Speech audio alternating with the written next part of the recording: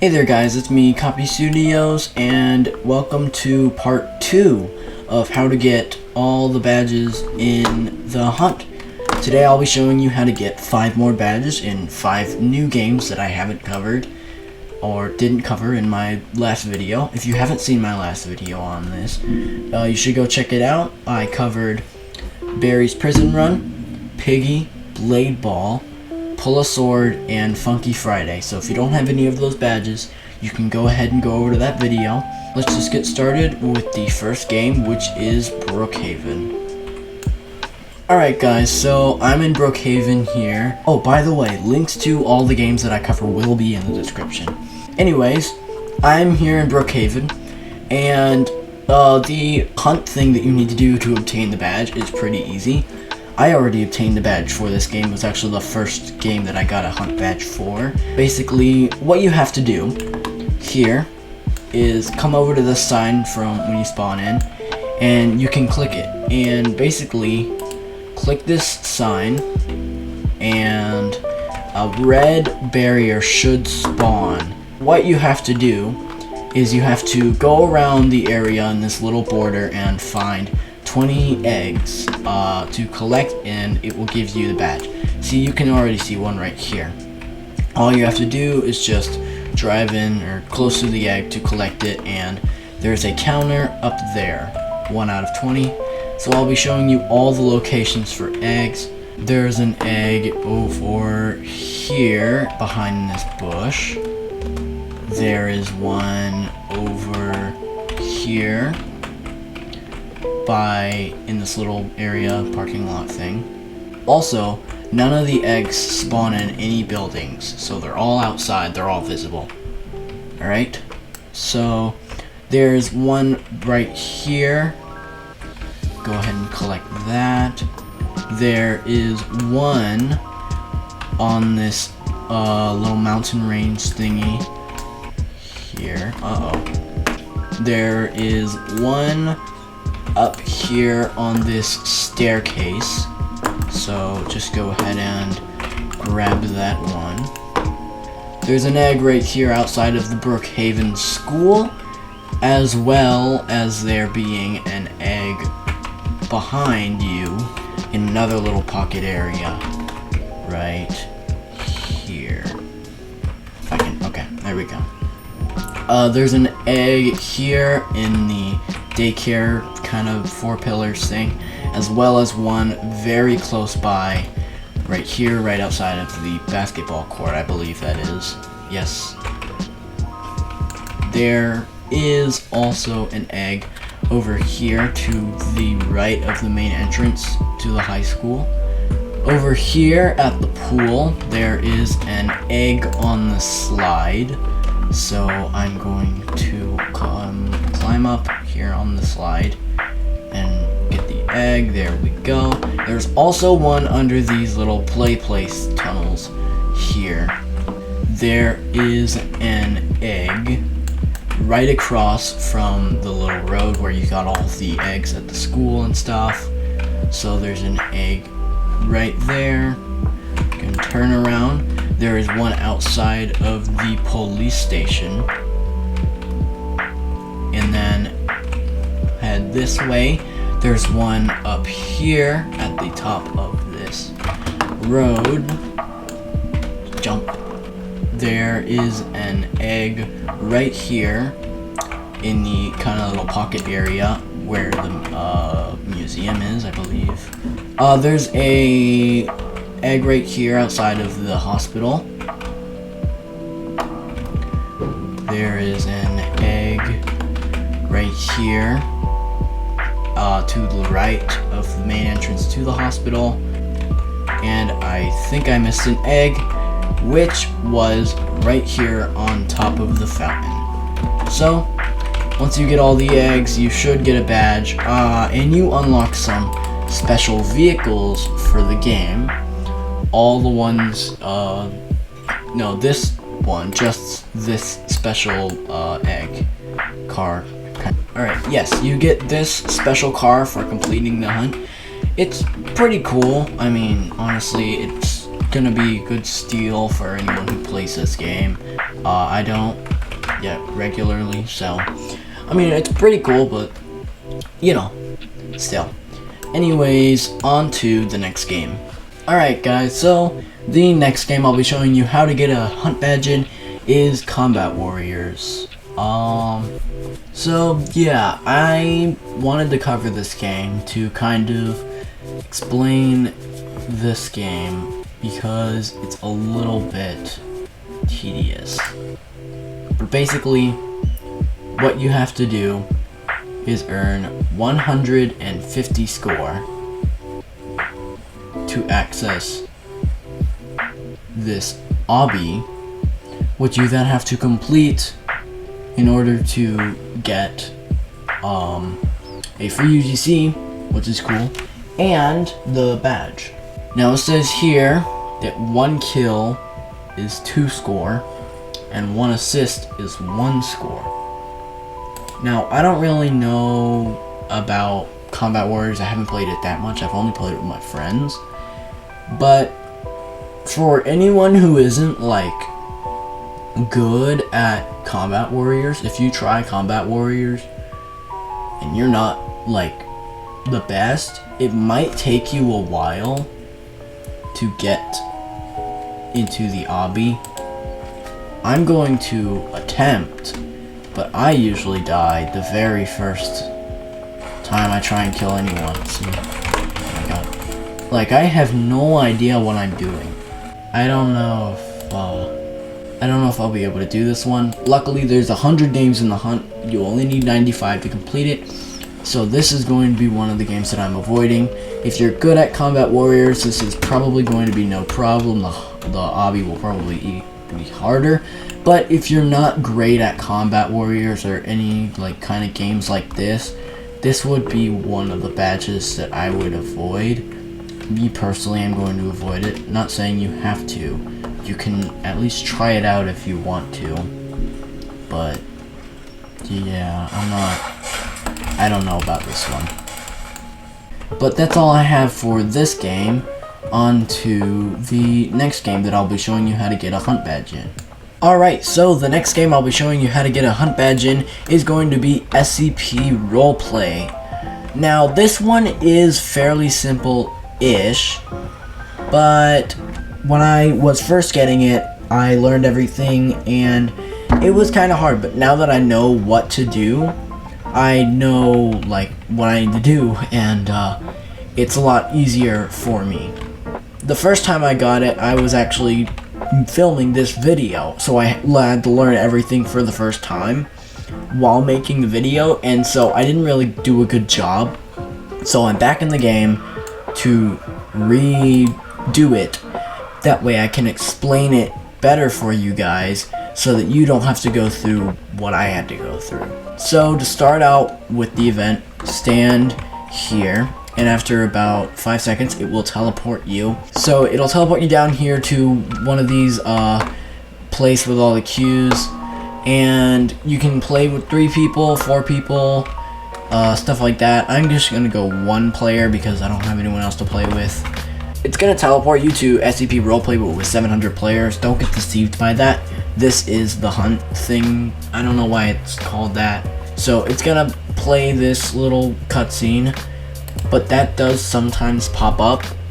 So I'm gonna skip over this cutscene because it is not important. Well, I'm going to have to sit through it, but for you guys, it's gonna go by just like that. Alright, so we are in the main starting room, and what you want to do, he basically is going to explain some stuff, but eventually he's going to say that the gate's unpowered. Try repairing the nearby electrical box, which is this thing. Now, the way you do this is hold down this button until it gets to the very top. Now that it's at the very top, you're going to let go, which is going to make it fall, and then hold the other button until they both fill the cyan spots. Now the door should be powered on, and it's openable. Alright, I'm going to open the door and get out your gun, because there's going to be some creatures that come. Right click to aim, shift to run, R to reload when you run out of ammo. Anytime you die, you will respawn in that room, shoot them in the head, and you've got to kill all of them. You have infinite ammo, so don't worry about that. But now that I've killed all of the monsters, I'm just going to do this electrical box thing again. Now for this one, I'm actually going to start with the right side because the cyan is higher. So whichever side's like box thing is higher, start with that side. And for this one, all you gotta do is just do that, and there we go. Now we have to find a code to open this door. When I first played this, I found my code right here. And yeah, it's not the same code, but it's in the same spot. So the code, I would assume, always spawns here, but it could spawn in the other rooms. Alright, 8618 is the code for me. First was 8608, so it is randomized. 8618, enter. There we go. Now this is where it gets a little, so there's a house over there with that arrow, but there are these faceless giant SCP things that are gonna chase you. Now, need to be very careful. Not that they have long distance, but you just need to be careful because they will kill you in one hit. And yeah. What you need to do is you need to come over here, press E, and wait for that orange thing to be completely in. Immediately get out your gun and attempt to kill them. There's a checkpoint on the porch of the house, so come on back in. And I would recommend leading them outside, because half of the time, those sand monster things will not follow you. And what you need to do is, you can lead them outside if you want, but what you mainly need to do for this part is you need to shoot a staircase that is blocking the stairs. So come on outside. Once you are like close to death, I think you do like slow down. Alright, come on in here. Wait for them to walk through the door. Alright, I guess they're just gonna get stuck there. Do be careful when you're coming outside though, because there is a chance that those guys will start chasing you again. Anyways, I'm going to come in here and just shoot this shelf. Anyway, there we go. It's going to disappear and come upstairs, and there's a door right here, along with more SCP, which is great. There aren't too many when you like come upstairs. I think there might be one more that I missed. Anyone? Nope. Alright. Now, this door here, you're gonna need to do the thing again. Open it up. There is one more SCP guy in here. This guy is probably gonna be pretty easy to handle because it's just one, as opposed to a whole. Never mind. I don't think you have to lead this one outside. Personally, you can if you want. Anyways, come on upstairs and just finish the job. There we go. Now you're gonna need to do another one of these. Again, now that you have that filled up, just go ahead and do this, and it will activate. Now get out your gun. You're going to probably need it, and you can run on over here to this basement area and go down here. Do another one of these. There we go. This is the relic.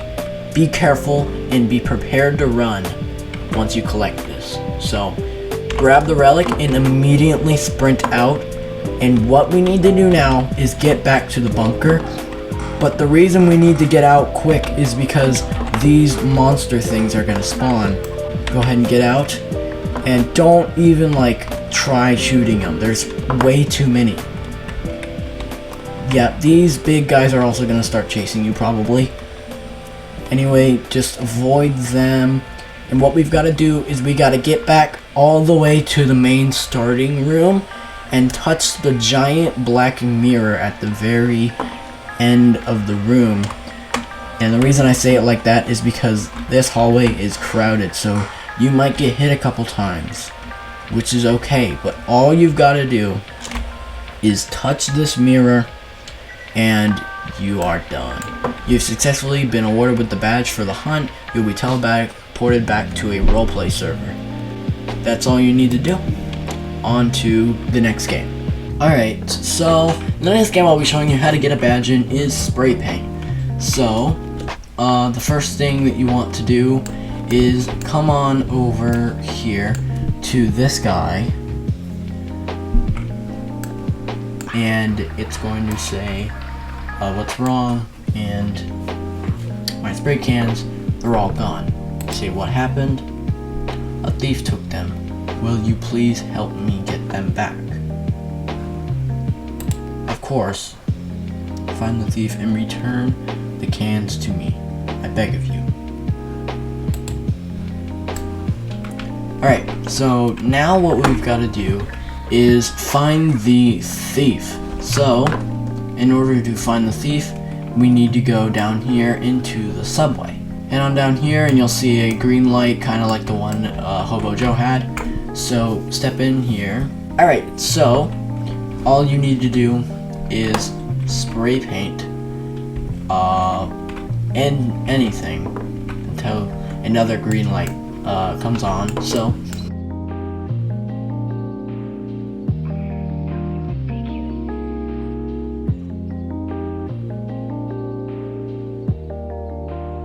alright, I just kind of like made Piggy, I guess, and yeah, just go ahead and do that until another green light pops up. Alright, so what we have to do now is we have to find 9 spray cans. Our first can is just going to be here, pretty simple. Then what we have to do is go up here. Alright, so we come up here, and next what we have to do is come on in here and grab this spray can up here. Then we can jump down.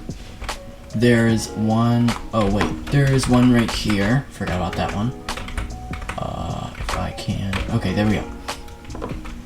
One behind this car here. There is one in this tunnel.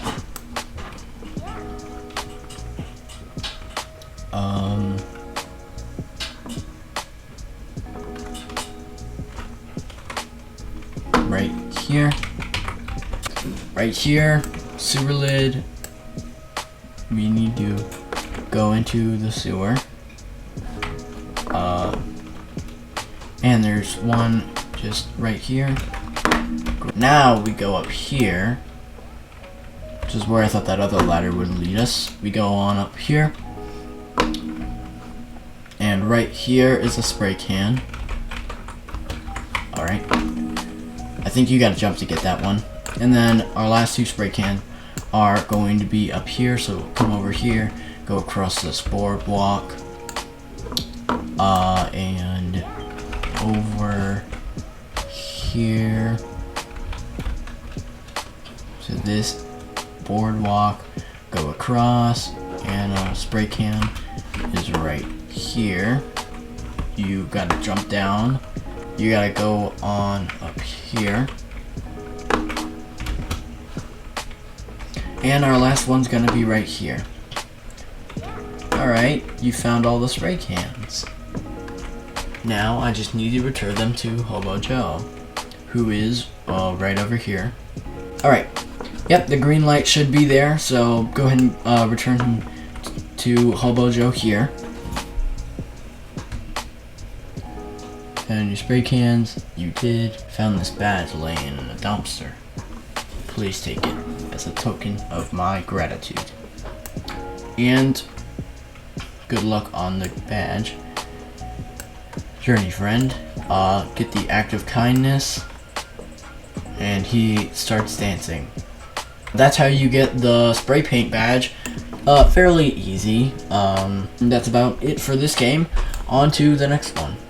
Alright, so the last game I'm going to be showing you how to get a hunt badge in is going to be Natural Disaster Survival.